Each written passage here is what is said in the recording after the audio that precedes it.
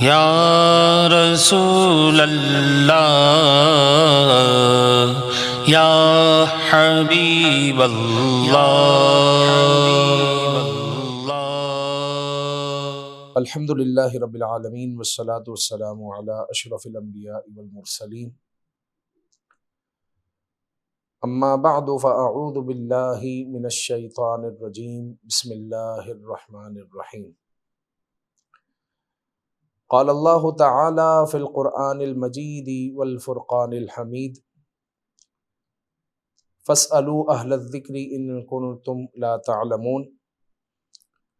وقال رسول اللہ صلی اللہ تعالی علیہ وآلہ وسلم، طلب العلم فریضۃ علی کل مسلم ومسلمہ، او کما قال علیہ الصلاۃ والسلام۔ ناظرین، آپ دیکھ رہے ہیں میم ٹی وی۔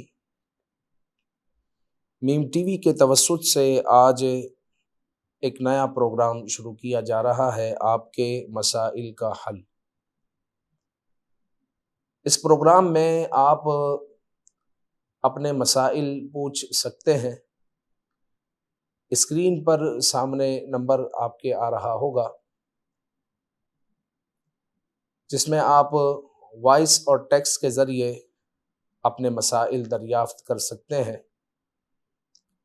اور وہ مسائل یا تو شرعی مسائل ہو یا آپ کے روحانی مسائل ہو، انشاءاللہ آپ کے مسئلے کا جواب دے دیا جائے گا۔ اللہ رب العزت قرآن مجید میں ارشاد فرماتا ہے، فاسألوا اہل الذکر ان کنتم لا تعلمون۔ اے لوگو، علم والوں سے پوچھو اگر تمہیں علم نہیں ہے۔ قرآن مجید میں ارشاد ہوتا ہے، قل هل يستوي الذين يعلمون والذين لا يعلمون، کہ محبوب آپ فرما دیجئے، کیا جو علم والے ہیں اور جو علم والے نہیں ہیں، کیا وہ برابر ہو سکتے ہیں؟ ہرگز نہیں ہو سکتے۔ رسول اکرم صلی اللہ علیہ وآلہ وسلم نے فرمایا، طلب العلم فریضۃ علی کل مسلم و مسلمہ۔ علم حاصل کرنا ہر مسلمان مرد و عورت پر فرض ہے۔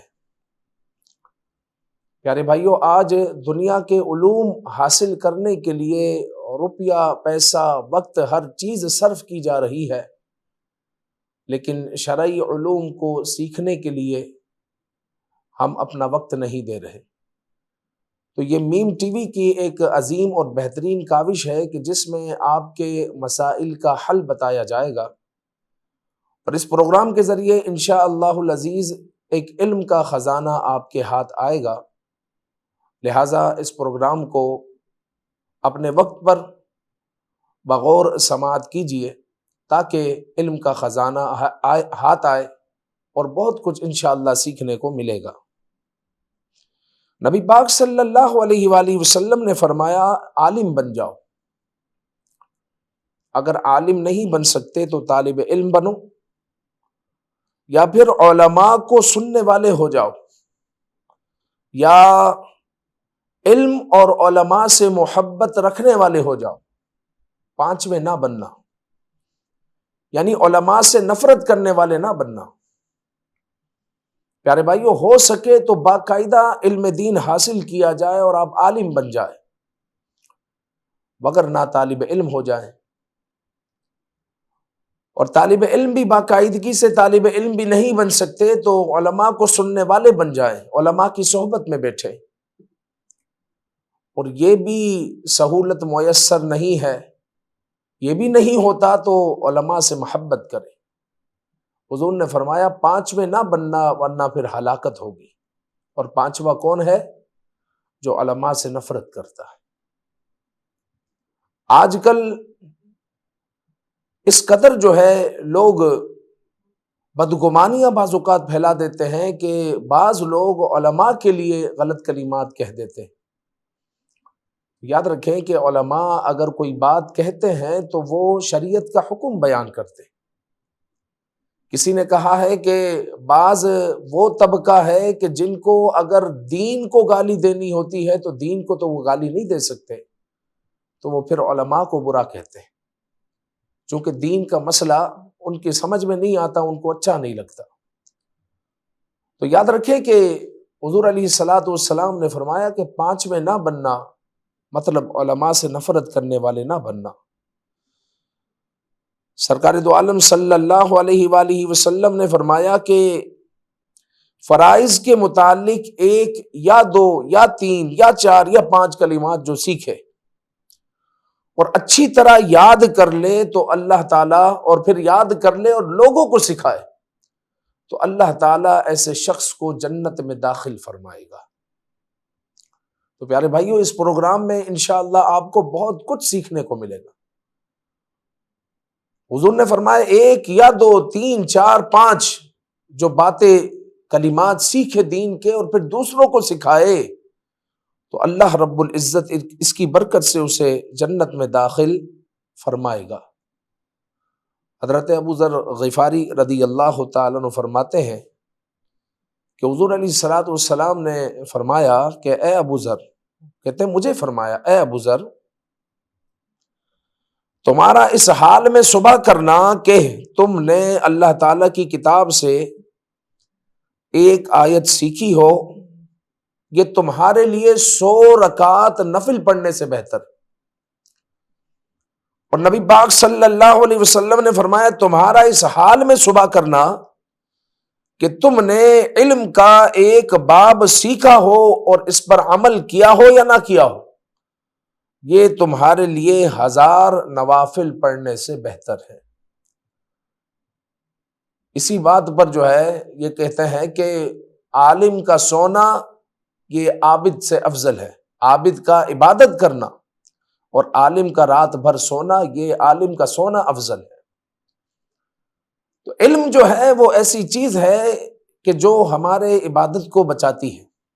علم کی دولت ایسی چیز ہے کہ عبادت میں بعض اوقات ایسی غلطیاں ہو رہی ہوتی ہے، ہمیں علم نہیں ہوتا اور ہماری عبادت اکارت ہو جاتی ہے، برباد ہو جاتی ہے۔ تو عبادت کی تصحیح کے لیے، عبادت ہماری صحیح ادا ہو جائے، اس کے لیے علم حاصل کرنا ضروری ہے۔ افضل العلم علم الحال و افضل العمل حفظ الحال۔ افضل ترین علم موجودہ درپیش امور سے آگاہی حاصل کرنا ہے، یہ افضل ترین علم ہے۔ اور افضل ترین عمل اپنے احوال کی حفاظت کرنا ہے۔ ہر بندہ مومن کو اپنی ضرورت کا علم سیکھنا فرض ہے۔ جو اس کو ضرورت پیش آتی ہے اتنا علم سیکھنا اس کے لیے لازم ہے، فرض ہے۔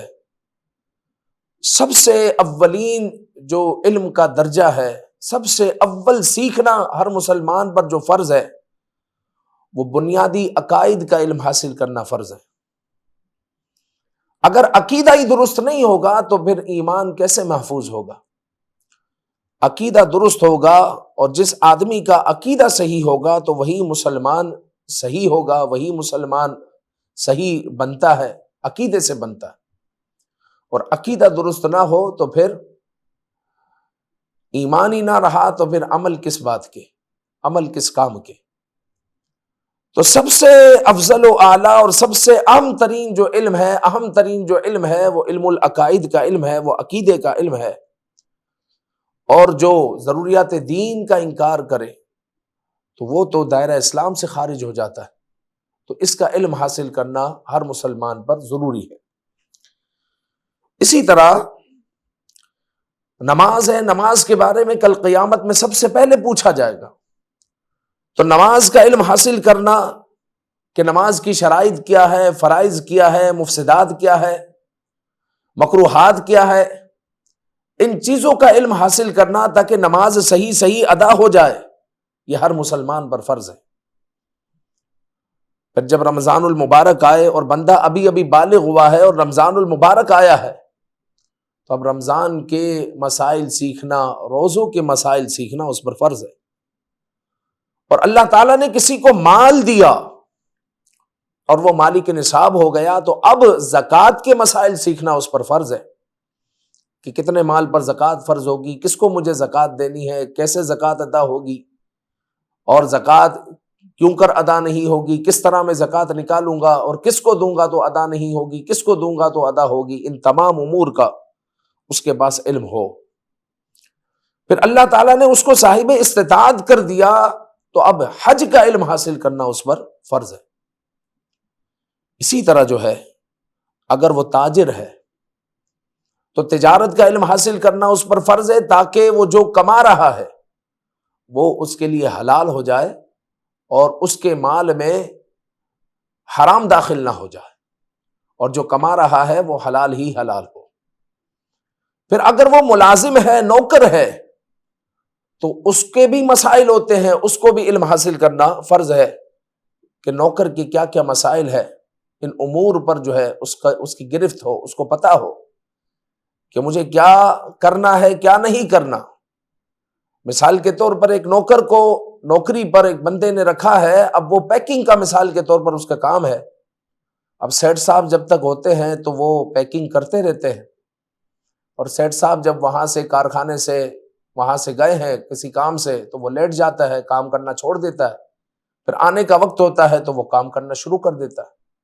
تو اب اتنا عرصہ جو اس نے جان بوجھ کر کام نہیں کیا اور دھوکہ دیا کہ گویا کہ سیٹ صاحب جب آئیں گے تو ان کو ایسے لگا کہ بندہ کام پہ لگا ہوا ہے، تو اس کی اتنی اجرت جو وہ لے گا وہ اس کی جائز تو نہیں ہوگی، وہ تو حرام اجرت لے گا۔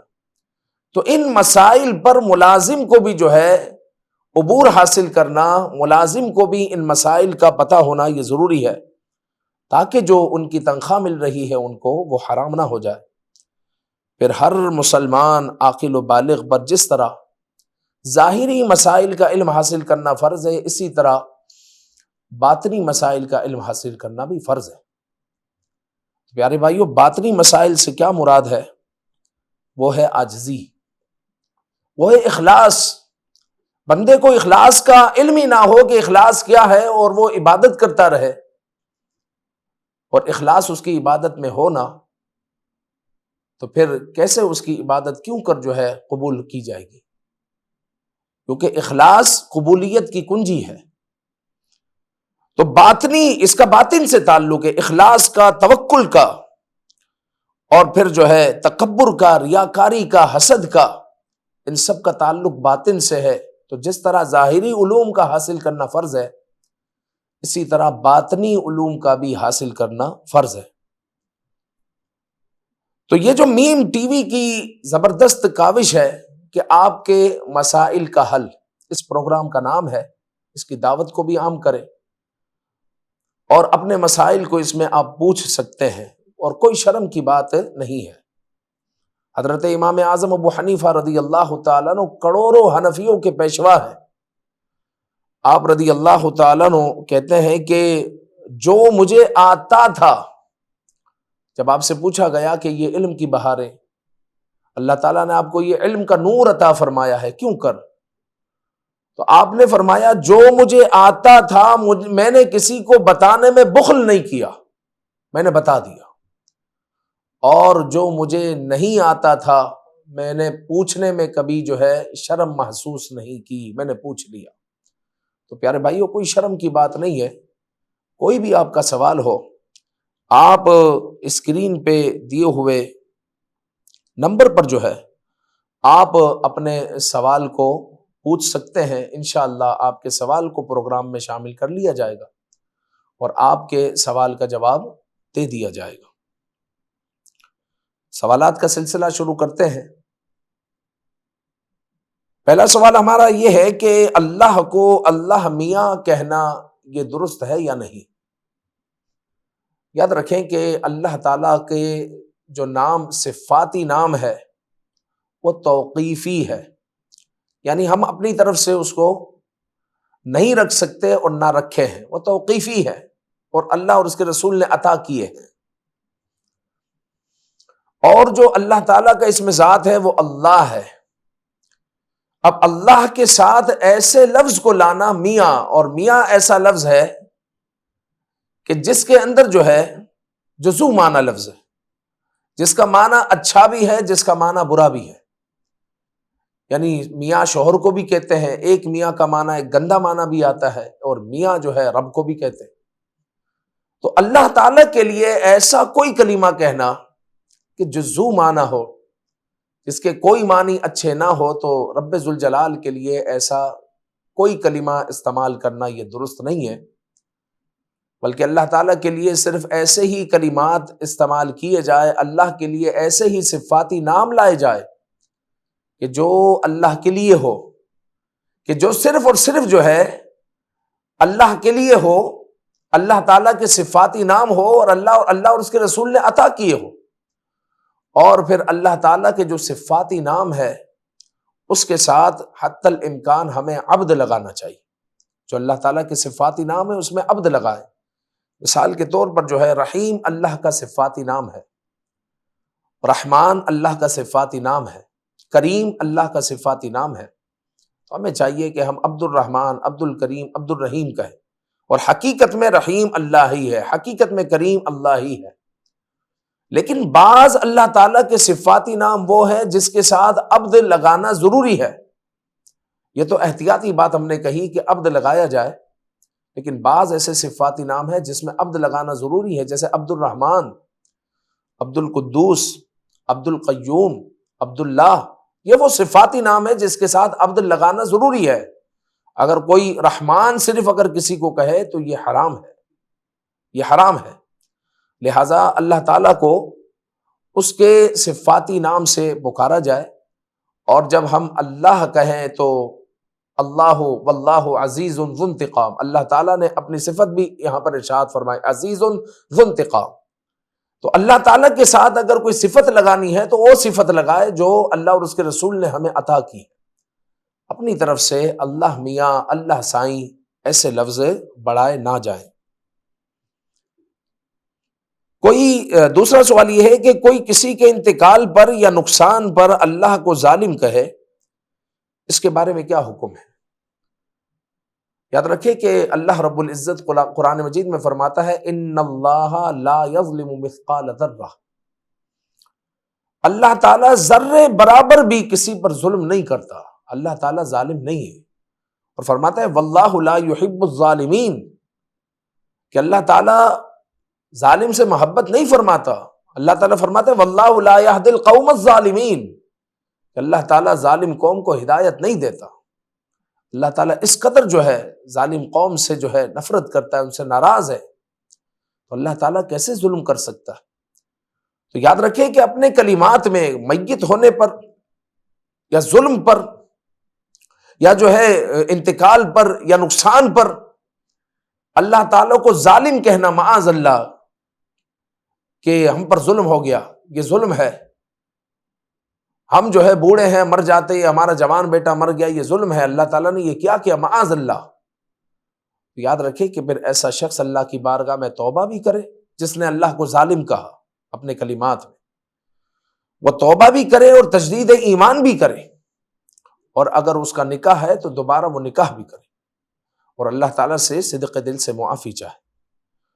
تو یہ جو سلسلہ شروع ہوا ہے، اس کی ابتدا میں ہم نے کہا کہ سب سے افضل علم علم العقائد کا علم ہے، کہ اللہ تعالیٰ سے متعلق ہمیں کیا عقیدہ رکھنا ہے اور کیا کلمات نہیں کہنے، تو اس کا علم جو ہے ہر مسلمان کو سیکھنا فرض ہے۔ تو یہاں پر بھی یہی بات آ گئی کہ اللہ تعالیٰ کے لیے معاذ اللہ ظالم لفظ کہنا یہ کسی طور پر درست نہیں ہے۔ تیسرا سوال یہ ہے کہ قرآن مجید میں مکی اور مدنی صورتیں ہیں، اس سے کیا مراد ہے؟ یوں تو عام طور پر لوگ سمجھتے ہیں کہ وہ صورتیں جو مکہ میں نازل ہوئی وہ مکی، اور جو مدینہ میں نازل ہوئی وہ مدنی۔ ایسا نہیں ہے، بلکہ صحیح بات یہ ہے کہ جو ہجرت سے پہلے نازل ہوئی ان صورتوں کو مکی صورت کہا جاتا ہے، اور جو ہجرت کے بعد نازل ہوئی ان صورتوں کو مدنی صورت کہا جاتا ہے۔ اب آقا کریم صلی اللہ علیہ وآلہ وسلم نے ہجرت فرما لی ہے مدینہ منورہ میں۔ اب حضور علیہ السلام کسی بھی جگہ ہو، یعنی حضور علیہ السلام مدینہ سے حج کے لیے تشریف لائے ہوئے ہیں یا کسی اور مقام پر ہے، اگر وہاں پر قرآن کا نزول ہوتا ہے تو اگرچہ مدینہ کی حدود وہاں پر ختم ہو چکی ہو تو اس صورت کو مدنی صورت اور مدنی آیت ہی کہا جائے گا۔ اور جو ہجرت سے پہلے نازل ہوئی تو اگرچہ مکہ کی حدود کے باہر نازل ہوئی ہو تو ایسی صورت کو مکی صورت کہا جائے گا۔ اللہ اور اس کے رسول کے بارے میں اگر کسی کو وسوسے آتے ہوں تو وہ کیا کرے؟ کیا اس سے ایمان ضائع ہو جاتا ہے؟ یہ بہت اہم سوال ہے اور بہت لوگ اس بابت پریشان بھی رہتے ہیں۔ یاد رکھیں کہ اگر کسی کو ایسے گندے وسوسے آتے ہیں اللہ کے بارے میں، قرآن کے بارے میں، رسول اکرم صلی اللہ علیہ وآلہ وسلم کے بارے میں، تو اس بابت یاد رکھیں کہ آپ کا پریشان ہونا اور علماء کے پاس جانا، بعض اوقات لوگ رو رہے ہوتے ہیں اور ہمارے پاس آتے ہیں، مسائل پوچھتے ہیں، روتے ہوئے پوچھتے ہیں کہ یہ کیفیت ہو رہی ہے، ہم کیا کریں؟ تو اس بات کی دلیل ہے کہ آپ ایمان میں پختہ ہے، آپ کا ایمان کامل ہے، جبھی تو آنسو نکل رہے ہیں، جبھی تو پریشانی ہو رہی ہے۔ خزانہ ہے، جب خزانہ ہوگا تو اسی وقت جو ہے آدمی کی اس طرف توجہ جائے گی۔ جب خزانہ ہی نہ ہو تو کیا پریشانی ہے؟ کہ کوئی اگر کہے کہ تمہارے گھر میں ہم نے چور کو جاتے ہوئے دیکھا ہے، تو اگر گھر میں خزانہ ہے تو ہم جو ہے پریشان ہو جائیں گے کہ جلدی جلدی گھر میں پہنچو کہ کہیں چوری نہ ہو جائے۔